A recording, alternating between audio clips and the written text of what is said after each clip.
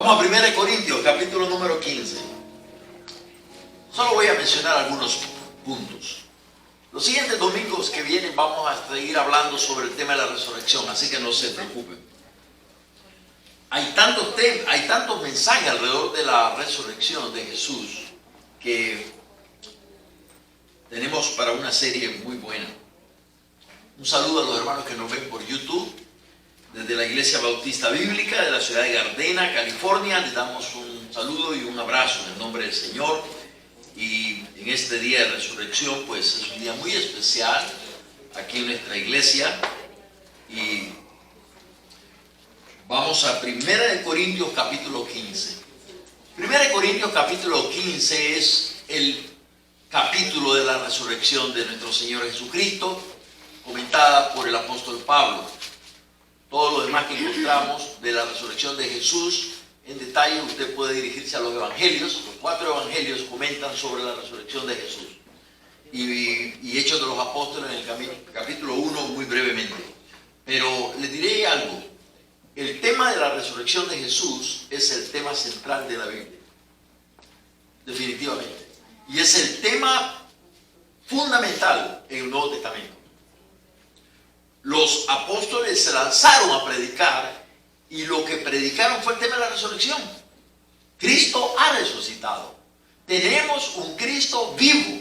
Amén. Qué lindo, ¿verdad? Tenemos un líder que ha pasado por encima de la muerte. Tenemos un líder que ha vencido la muerte. No tenemos un líder que tiene una gran filosofía, que tiene un gran pensamiento. Tenemos un líder victorioso. Amén. Hemos creído en un Cristo resucitado. Amén. Y cuando usted vaya a los evangelios, y vaya a los 4 evangelios, Mateo, Marcos, Lucas y Juan, para que enriquezca el contenido de su lectura y de su conocimiento. Y fíjense, ven en unos Nuevos Testamentos que están las 4 versiones de los evangelios. Pero usted puede hacerlo de otra manera, también que le puedo sugerir. Hay un programa, hay una aplicación que se llama Bible Gateway. Ese le da la oportunidad de hacer 4 columnas y descargar en cada una de esas columnas el mismo pasaje. Es lo que yo hago para poder estudiar los 4 y en diferentes versiones también. Puede ponerle en inglés, Reina Valera, el 60... nueva versión internacional, lo que usted quiera. Ahí puede tener 4 o 5 versiones y usted va comparando los pasajes y le va enriqueciendo la lectura. Eso lo puede usted hacer con un texto bíblico y usted enriquece, ¿verdad? Y hay tantas oportunidades hoy de analizar el griego, el hebreo, lo que sea. Y comentaristas allí en Bible Gateway también. Creo que por una pequeña suscripción usted puede obtener una biblioteca, acceso a una biblioteca donde usted encuentra tantos comentaristas bíblicos buenos. También hay comentarios bíblicos gratis, como el de Matthew Henry, creo que está gratis. Pero hay tanto. Hermano, no tenemos excusa para estar en ignorancia. Amén. Amén. Esta generación tenemos herramientas a nuestra disposición, hermanos, que es incalculable, invaluable. Hoy quiero hablar un poquito sobre 1 Corintios capítulo 15. El apóstol Pablo, cómo mira la resurrección del Señor. Dice, además os declaro, hermanos, el evangelio que os he predicado. Miren qué tremendo. Número 1, ¿qué predicaba Pablo? El evangelio. ¿Qué significa evangelio? Buenas nuevas. Buenas nuevas. Buenas noticias. Hay escuchado ustedes en los periódicos que dicen the news, ¿verdad? Las nuevas. Eso es, las noticias, news, ¿verdad? Entonces, eso es el evangelio. Pero estas son buenas nuevas. Cuando usted trata de abrir un periódico hoy, en forma digital o en forma literalmente de papel, lo que encuentra son un montón de malas noticias. Generalmente son malas noticias. Usted abre hoy en día y los juicios contra Trump, ¿verdad? Y un montón de información. O un accidente por acá, otra cosa por acá, todo es mala noticia. ¿Cuántas buenas noticias recibimos realmente? Casi no recibimos buenas noticias. puras malas noticias, los impuestos van para arriba, ¿verdad? Lo que sea, pero solo malas noticias. Eso es lo que ocupa el centro de las noticias del día de hoy. Aquí tenemos buenas noticias. Una muy buena noticia, una insuperable nueva noticia, una nueva noticia que ya se ha envejecido también, pero es nuevas buenas o buenas nuevas de salvación. El Evangelio sigue siendo tan nuevo y tan relevante a la vida de las personas. Cambia, transforma vidas. Transforma vidas en forma absoluta y definitiva. Dice aquí que Pablo dice: les declaro, hermanos, el Evangelio que os he predicado. El Evangelio es para ser predicado, hermanos.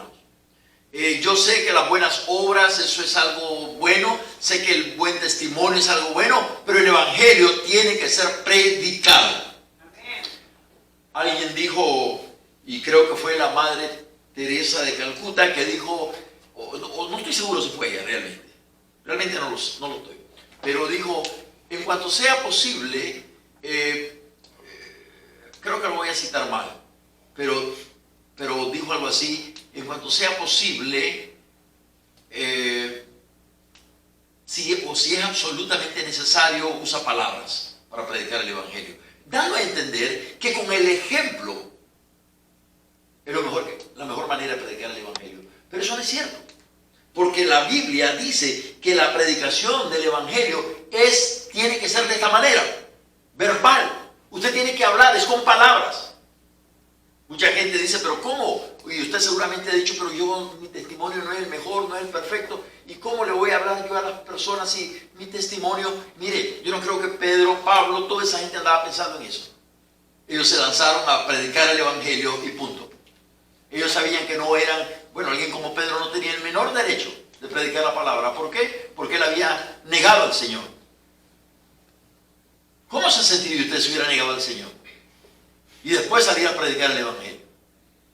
Pedro tendría que haber pasado no sé cuántos años para no predicar el Evangelio, pero no lo hizo. Se dedicó a predicar el Evangelio.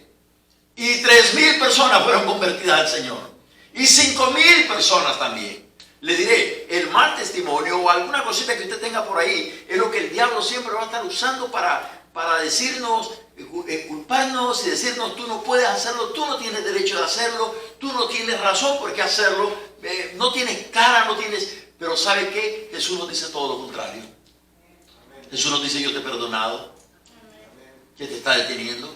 No, pero es que el diablo dice, pero yo también digo, ¿verdad? Yo te estoy mandando a que prediques el Evangelio. Yo te estoy diciendo que te he perdonado. Así que, mis amados hermanos, el Evangelio que os he predicado. Pablo había perseguido a la iglesia. Pedro negó al Señor, pero Pablo había perseguido a la iglesia. Había mandado gente a las cárceles a ser torturados. Inclusive estuvo presente cuando mataron a Esteban. ¿Recuerdan? Y trajeron a él las ropas de Esteban, lo cual significa o da la idea de que él estaba a cargo de esa multitud de gente. De forma directa está diciendo que él es el que está matando. Porque usted no tiene que matar a alguien, puede dar la orden y lo mataron, culpa suya. Y les voy a decir algo que yo pienso ahí, y eso es mío, eso no lo tiene usted que tomar como algo bíblico. Para mí me parece que el aguijón en la carne de Pablo está relacionado con ese crimen, porque él ahora puede valorar quién era Esteban. Él ahora puede valorar la calidad de líder, de hombre, de siervo que era Esteban. Y ahora eso pesa sobre su corazón ahora. Mucha gente dice que el problema del aguijón de Pablo era la vista, otros dicen era las mujeres, otros dicen era esto, otros dicen que era... A mí me parece que está relacionado con eso. ¿Por qué? Porque él dice que es como un enviado de Satanás que llega y lo bofetea. Mire, hermano, todo lo que tenemos acá, tarde que temprano viene a tratar de lastimarnos, ¿sabe? Pero tenemos nosotros que aferrarnos, y por eso me gustan estas columnas, y yo les he dicho, hay que aferrarse a esas grandes columnas Dios es amor. Dios es perdón. Cuando Dios dice que te perdone es porque te perdona, hermanos. Y tú tienes que creerlo. Amén. Si no lo crees, si no lo aceptas 100%, ¿sabe lo que ocurrirá, verdad? El diablo te va a estar manipulando. Tú tienes que creer que eres perdonado. Sí, pero ¿te acuerdas lo que hiciste allá? Ya Dios me perdonó de todo eso. Tengo que moverme hacia adelante. De la única manera. El evangelio que os he predicado, dice Pablo, pero lo número 1 es que Pablo lo predicó. Número 2 dice que lo recibisteis. El evangelio es predicado, pero no es aceptado por todo el mundo. Pero hay quienes lo recibimos. Amén. Amén. Yo no sé usted, pero yo fui un 4 de diciembre de 1978 que acepté al Señor Jesucristo. En la primera iglesia bautista de Managua, Nicaragua. Ese día le entregué mi vida a Cristo. Desde ese día, como decía el doctor Charles Stanley esta mañana, mi nombre fue escrito en el libro de la vida. ¿Por qué? Porque usted recibió ese mensaje. Usted creyó en ese mensaje. Y ese mensaje está, hermano, el centro de ese mensaje es la resurrección de nuestro Señor Jesucristo. Él resucitó de entre los muertos. ¿Sabe? Y cuando usted lo cree, y yo estaba analizando estos días mientras estaba leyendo todos estos capítulos de todos estos pasajes de la resurrección, estaba leyendo qué dice Mateo, qué dice Marcos, y sabe que la palabra incredulidad salía hacia flote. Mire, los apóstoles no creyeron, las mujeres no creyeron cuando les dijeron. Después Tomás, el incrédulo, el gran ejemplo de la incredulidad. El Señor le dice: no seas incrédulo, sino creyente. Esa palabrita incredulidad, hermanos, se opone para aceptar esta gran doctrina de la resurrección de nuestro Señor Jesucristo. Por eso es algo indispensable poder llegar a vencer la incredulidad. Si usted puede aceptar que Jesucristo se levantó de entre los muertos por el poder de Dios a través del Espíritu Santo, hermanos, usted tiene la oportunidad de ser salvo. Pero si usted no lo acepta, usted jamás podrá ser salvo. Mire que si no es fundamental, si es una piedra angular del Evangelio de la resurrección. Dice, les he predicado, número 1. Número 2, dice Pablo, el cual también recibisteis. Y número 3, en el cual también perseveráis. ¿Ya vieron? Él predicó, ellos lo recibieron y ellos perseveraron. Yo le felicito a usted esta mañana por estar aquí en la iglesia, porque me indica que usted está perseverando en el Señor. Amén. Que creyera hasta el fin, será salvo, hermanos. Si no creíste en vano, esa es la palabra. ¿Sabe qué espero yo? Que si una jovencita de 15 años, 13 años, acepta hoy a Cristo, yo espero que llegue a los 90 años y el Señor le va a dar esa vida y siga confesando a Jesucristo como su Salvador personal. Esto no es para abandonarlo en el camino, Esto no es para decir ahí, bueno, es que ahora ya fui a la universidad y en la universidad ya hay otros puntos de vista. Y esos son peligros que los jóvenes van a... Por eso la única manera que un joven puede sobrevivir a todo ese tipo de argumentos de ciencia, de tecnología y todo eso, la única manera que pueden sobrevivir es si pueden conocer la palabra del Señor, meterse en la palabra del Señor, profundizar en la palabra del Señor. Porque a medida que profundicen, les diré algo, usted estará contando con la sabiduría de Dios. Amén. Sabiduría de Dios. Esto no fue escrito simplemente por hombres, esto no es el resultado del pensamiento de los hombres. Aquí hay sabiduría de Dios, hermanos. Esto te va a hacer más sabio que cualquier Pepperdine o cualquier, qué sé yo, universidad. Te va a hacer más sabio la Biblia, porque te estás metiendo no en sabiduría humana, te estás metiendo en la sabiduría de Dios. Y no es simplemente que vas a adquirir conocimiento intelectual, no, el Espíritu Santo trabajando Santo en ti y la palabra de Dios son los dos elementos divinos. La palabra y el Espíritu es una combinación perfecta. Te va a hacer por dentro tan fuerte que cuando vengan esos argumentos se te van a hacer argumentos pequeños. Son argumentos pequeños los que los hombres tratan. Aún los grandes científicos se encuentran tan limitados en sus conocimientos, hermanos, que lo único que hacen es producir teorías. La teoría de esto, la teoría del otro, y son incapaces de poder probar nada. Yo siempre me pregunto, ¿cómo hacen para saber que la Tierra tiene millones y millones y millones y millones y millones de años? ¿De dónde sacan millones y millones y millones? ¿Cómo hacen para llegar a esa conclusión? Me pregunto. No lo sé. Pero bueno, Pablo dice que ha predicado el Evangelio. Número 2, ellos lo recibieron. A los hermanos de Corintios les está hablando. Número 3, hermanos, ustedes están perseverando.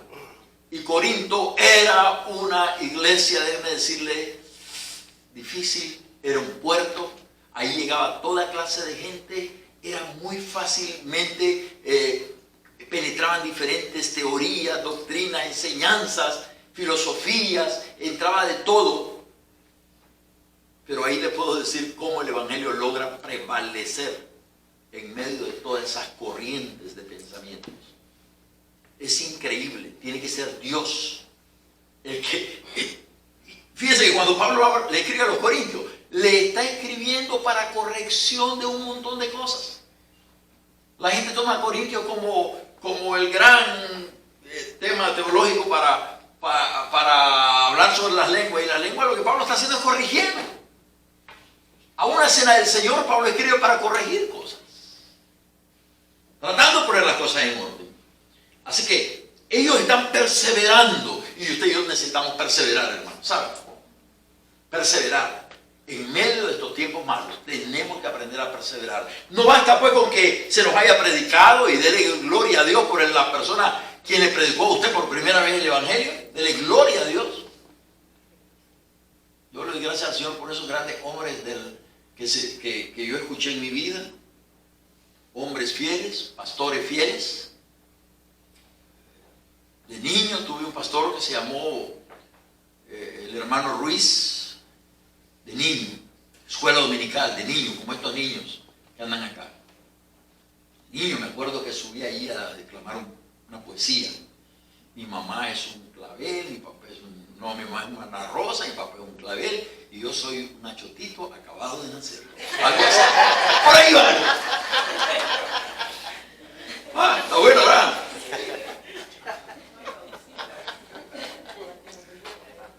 Y ahora pues ya me hizo un achotito viejo, quién sabe qué verdad. Pero de niño, hermano. Agustín, no es Agustín. ¿Cómo se llamaba ese hermanito? Apellido Ruiz, una familia Ruiz muy fuerte, con predicadores y todo. Agustín Ruiz, hermano del pastor Ruiz, también fue predicador. Pero yo le doy gracias al Señor por ese hombre que yo me dormía en las bancas. Y él predicando y yo me dormía, y mi mamá me pellizcaba y me mandaba a lavarme la cara y regresaba. A mí lo que me encantaba era oír los cantos, me gustaba escuchar los cantos en la iglesia. Luego empecé, y me acuerdo que el segundo pastor que tuvo fui el pastor Juan Pablo Tamayo, un cubano, hombre de Dios, hermano, hombre de Dios. Yo le doy gracias al Señor por los hombres que yo conocí. Después él tuvo un discípulo que se llamó el hermano Bayardo, hermano Harold, ustedes se acuerdan, Bayardo Domínguez, aquí en Huntington Park, lo tuve de pastor. Hombre de Dios, definitivamente. El hermano Ezequiel Monterroso, estoy nombrándolo porque eso es real. Hermano Ezequiel Monterroso, un hombre de Dios. Y el pastor americano que había ahí, Edward Fairweather, también era un hombre de Dios. Han sido buenos ejemplos. Luego el pastor Joaquín Hurtado, gran hombre de Dios, creo yo. Y su pastor, que también era mi pastor, pero en realidad yo traté más con el pastor Hurtado, pero el pastor Roberto Rangel, hombre de Dios, humildes. Yo no he recibido malos ejemplos, buenos ejemplos. Luego venimos aquí a Gardena, Y mi pastor fue el pastor Yeager, R.B. Yeager. ¿Puedo hablar cuando salga? Hombre de Dios. Estoy en la iglesia. Después habla. Estoy en la iglesia. ¿Puedo hablar cuando salga? Estoy en la iglesia, por favor. ¿Bien? Bueno. Entonces, el pastor Yeager, buenos hombres de Dios. A todos ellos les escuché predicar sana doctrina. A todos. Y vi lindos ejemplos de parte de ellos. ¿Ok? Así que, hermanos, hay que perseverar en el Evangelio. Hay que perseverar. Y mire lo que dice en el verso 2, por el cual asimismo, si retenéis la palabra que os he predicado, si la retienen. Si la retienen. Si no la retienen, no. Si la retenéis, sois salvos. Si no, creíste en vano. Creyeron por un poquito de tiempo, pero no fueron capaces de retenerla. La perdieron. La oportunidad, no perdieron la salvación. Yo pienso que nunca fueron salvos, simplemente. Perdieron la oportunidad de ser salvos. ¿Por qué? Porque no pudieron retener esta doctrina, esta sana doctrina. Entonces, Pablo les predica, ellos lo reciben el mensaje. Número 3, perseveran. ¿Ya vieron? Número 4, retienen la doctrina. Esto no es de cambiar doctrina. Número 5, el resultado. Si se retiene, son salvos. Si no, creíste en vano. Porque primeramente os he enseñado, y ahora se lanza Pablo a describir lo que es el mensaje realmente. Porque primeramente os he enseñado lo que asimismo recibí, que Cristo murió por nuestros pecados, conforme a las Escrituras. Miren qué lindo. Aquí no hay improvisación. Esto no es nada improvisado, esto no es nada creado por ningún hombre. No hay hombre en la tierra o sobre la tierra capaz de crear algo tan perfecto. Entonces, mire, el mismo que creó, escuche esto, el mismo que creó el Evangelio es el mismo que creó los cielos y la tierra. Y aquí no hay nada improvisado. ¿Amén? Gracias, hermano Harold, por las hermosas... ¿Cómo se llaman estas? Alcatraz. Gracias. Muy lindas. Pero yo miro una cosita de esta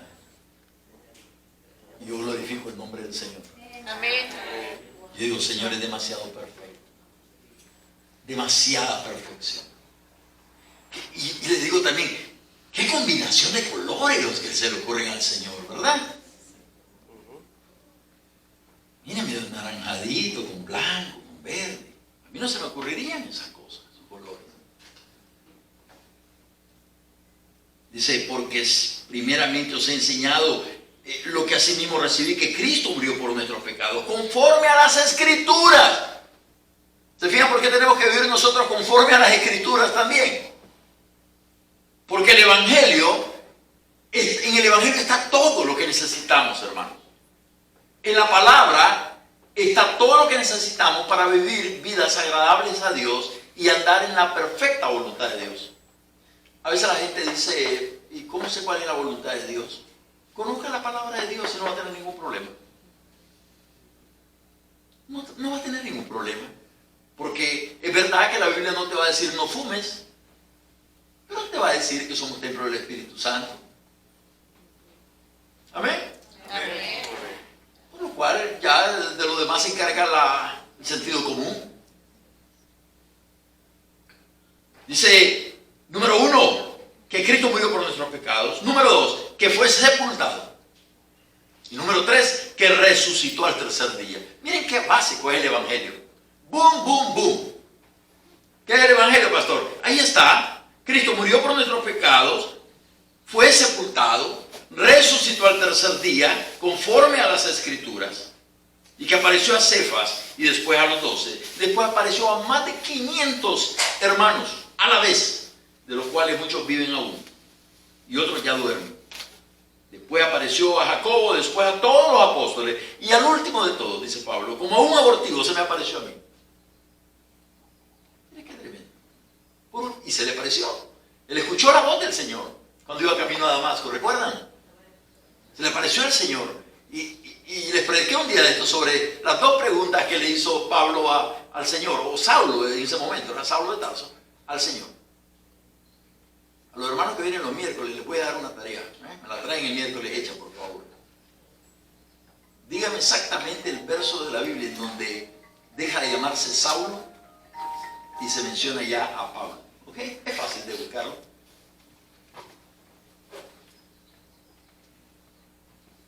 Y al último de todo, como un abortivo, se me apareció a mí, dice Pablo. Porque yo soy el más pequeño de todos los apóstoles, o de los apóstoles, que no soy digno de ser llamado apóstol. Si alguien estaba consciente de eso, era él mismo, que no era digno de llamarse apóstol o enviado, quiere decir la palabra apóstol, una palabra griega. Yo soy el último. Pero si usted revisa cada una de las epístolas de Pablo, dice Pablo, apóstol de Jesucristo. O sea, él sabía que no merecía llevar ese título, si usted le quiere llamar, de apóstol, pero lo usaba y lo peleaba. Parece, porque a él lo atacaban mucho. En su momento le decían de que él no era un apóstol porque era perseguidor. Pero si usted se fija en las epístolas de Pablo, él siempre dice: yo, Pablo, apóstol por voluntad de Dios y de nuestro Señor Jesucristo. Amén. Yo no me metí en esto porque yo quise, dice Pablo. A mí me metieron en esto y lo llevo con mucho orgullo. Amén. Siéntase orgulloso de ser llamado cristiano, hermano. Tal vez alguien lo conoció en la otra vida que usted tuvo. Yo tengo amigos todavía de aquella época que nos recuerdan las cosas de vez en cuando, ¿verdad? Sí, pero te acuerdas que tú eras un bandido, ¿te acuerdas? No, todavía soy un bandido, le digo, pero cristiano. Yo soy el más pequeño de todos los apóstoles, que no soy digno de ser llamado apóstol, porque perseguía a la iglesia de Dios, dice Pablo. Wow. Escucha esto es precioso. Pero por la gracia de Dios soy lo que soy. Amén. Por la gracia de Dios. Y usted por la gracia de Dios. Y a pesar de lo que usted es, ¿verdad? Es lo que es. Estamos en el Señor. Lo crea o no. Pecadores, arrepentidos, sin merecer ninguna gracia. Pero el Señor nos alcanzó, hermanos. Y le guste o no le guste, pero amárrese el cinturón porque vamos para el cielo. Tarde que temprano, vamos para el cielo. Algunos más temprano, otros más tarde. Algunos más jóvenes, otros más personas mayores. Pero vamos para el cielo. Si usted es capaz de creerlo, denle un aplauso al Señor.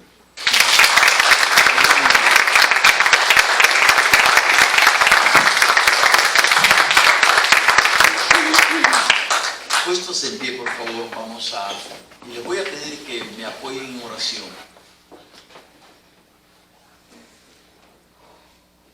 No, mientras la iglesia aquí ora, yo quiero tener un momento con ustedes que me mira ahí por la pantalla de televisión o de su tableta o su celular, lo que sea.